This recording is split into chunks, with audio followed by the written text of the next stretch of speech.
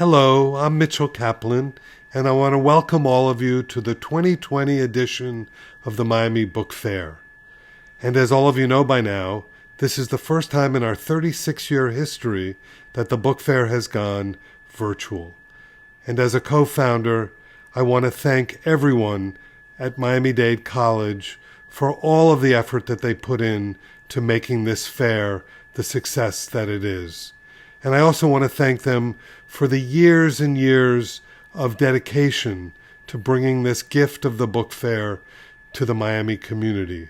And now that we're virtual, it can virtually be a gift to the entire world. I hope you enjoy this program, and please, I hope that you'll come back for more.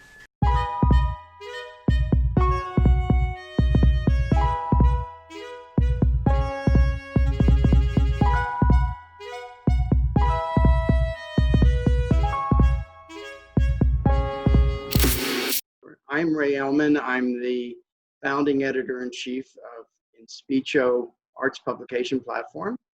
And I'm so pleased to be talking with Gerald Posner, my friend, who was a resident of Miami Beach.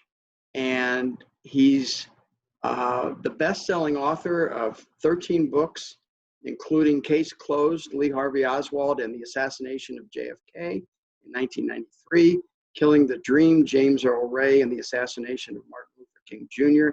in 1998, Miami Babylon, The History of the Rise and Fall and the Resurrection of Miami and Miami Beach, Why Americans Slept, which discusses the conspiracy of the Al-Qaeda terrorists who were responsible for the September 11th attacks, God's Banker, a 200-year history of the Vatican finances and the Vatican Bank, and most recently, and the reason why we're getting together to talk, PHARMA, Greed, Lies, and the Poisoning of America. Gerald is married to author Trisha Posner, who also does research and editing for all of Gerald's books, and Trisha's most recent book is The Pharmacist of Auschwitz. So Gerald, I'm so pleased to be here with you via Zoom. And this is such a timely book, and it seems to get timelier every day because you can't pick up a newspaper and not have some agonizing headline.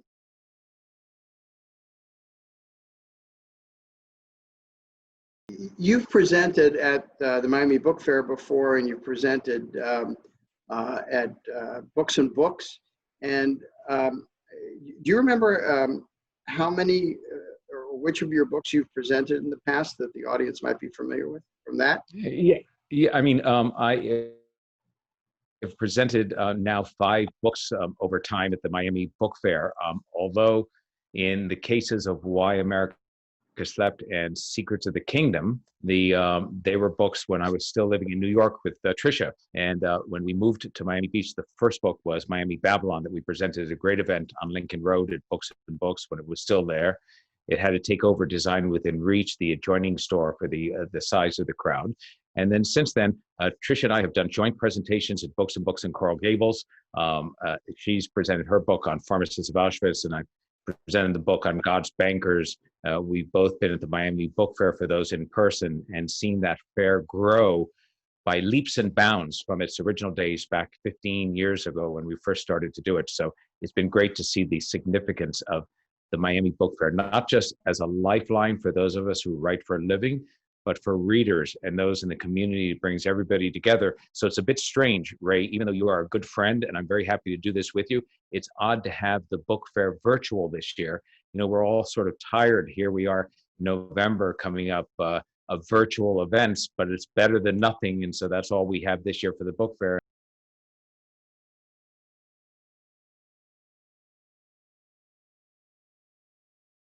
Let's go to your current book. And when did the idea first occur to you to write a book about the pharmaceutical industry? So listeners will think that I'm really, really slow in getting around to things if I say that this first came on the radar for us back in 1997. It's hard to believe. I mean, it didn't take 23 years because we started to work on it. Then when I say we, I mean Trisha.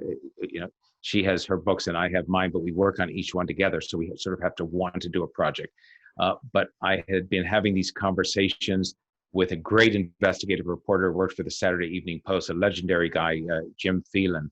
He broke the story at the time, which was big, about the fake autobiography of Clifford Irving, about Howard Hughes and a whole bunch of other things. And I was talking to him about this book I was doing on the King assassination. We got to talking about the state of investigative journalism and books. And I asked him what he would do if he was doing another book. And he said, without hesitation, Ray, he said, I do a book on the drug industry. I think it's like throwing a dart at a dartboard. There's so many stories in there. And I thought that was really fascinating. He was 85. He died shortly thereafter of cancer. I didn't know he was that sick when we spoke. And Trisha and I talked about it then, and we said, well, what a great idea. And then, that great idea got waylaid by a book on Motown and got waylaid by a book on 9/11, which happened after 9/11. We got refocused. Trish did a book, This Is Not Your Mother's Menopause, and No Hormones and No Fear. And, here we are 6 and 7 books later, finally, in 2015, returning to it, getting the commitment of a publisher and Simon & Schuster, Avid Reader Press, who said to me, go out and do it. And 5 years later, here it is.